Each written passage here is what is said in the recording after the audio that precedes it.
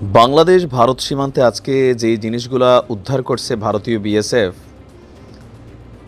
এটা কি মানে বাংলাদেশকে একটা জাস্ট লুক দেখানো ঘটনা নাকি এর পিছনে আরও অনেক কিছু আছে?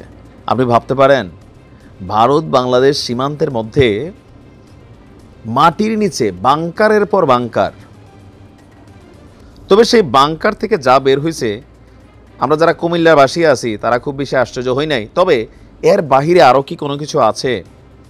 ভারত কি তাহলে যুদ্ধের প্রস্তুতির জন্য ভবিষ্যতে এগুলা করছে? আর সবচেয়ে বড় কথা হচ্ছে এই অঞ্চলগুলোতে আমাদের বিজিবির নজরদারি কি ছিল না? যদি না থাকে প্রত্যেকটা অঞ্চলে এরকম ক্যামেরা হোক, ড্রোন হোক, নজরদারি হোক বসানো দরকার। ভাবা যায় মানে একটার পর একটা বাংকার, বিশাল বিশাল বাংকার। গতকালকে একটা নিউজ দিয়েছিলাম, অবস অ্যালার্ট নামক একটা মহড়া বিজিবি চালাচ্ছে। তো সীমান্ত অঞ্চলে তারা নানান ধরনের অ্যাক্টিভিজম করছে।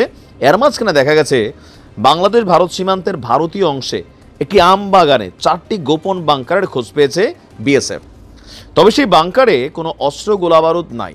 উদ্ধার হয়েছে প্রচুর পরিমাণ ফ্যান্সিডিল, নিষিদ্ধ যেটা। তো ঘটনাটি ঘটেছে পশ্চিমবঙ্গের নদিয়া জেলার কৃষ্ণগঞ্জের মাঝদিয়ায়। আমরা কুমিল্লার তারা কেন ভালো চিনি, মালখুররা যারা আছে বাংলাদেশের মোটামুটি বর্ডার দিয়ে দৌড়ায়, বালুতুবা, ব্রাউনপাড়া, বিভিন্ন জায়গা, হরিমঙ্গল, আরও অনেক জায়গা দিয়ে এলাকার মানুষ অনেকে চিনেন ওই জায়গাগুলা। তো তার মানে যারা মাদক ব্যবসায়ী এরকম বাংকারের মধ্যে স্টক করে রাখছে বস্তায় টু বস্তায়, ভিডিওতে দেখছেন তো। আমরা এটা মাদক দেখছি, বাট এর বাহিরে কি আরও কোথাও কোনো বাংকার থাকলেও তো থাকতে পারে, কারণ যেহেতু এত বড় বাংকারই না খাদাইছে, আমাদের ট্যান নাই।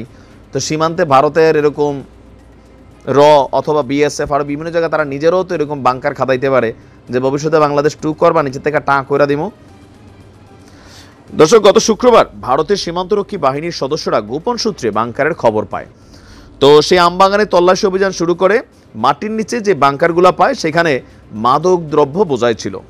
সীমান্ত বাহিনীর অনুমান যে আমবাগানে মাটির নিচে আরও বাংকার থাকতে পারে। এই কারণে সকাল থেকে তারা আরও ব্যাপক তল্লাশি চালায়। আর এক একটি লোহার বাংকারের সাইজ হচ্ছে প্রায় 10 ফুট চওড়া, 15 ফুট লম্বা, উচ্চতায় আপনার 8 ফুট। এটাকে আমি হালকাভাবে দেখছি না দুইটা কারণ। প্রথমত হচ্ছে বাংলাদেশের অর্ধেক টাকা মিয়ানমার আর ভারতীয়রা, এই দেশ থেকে আমরা ইলিশ মাছ পাঠাই আর ভারতীয়রা নেশা পাঠায়। মিয়ানমারেও সেম ইয়াবা, মাদক এগুলো প্রতিনিয়ত ঢুকছে।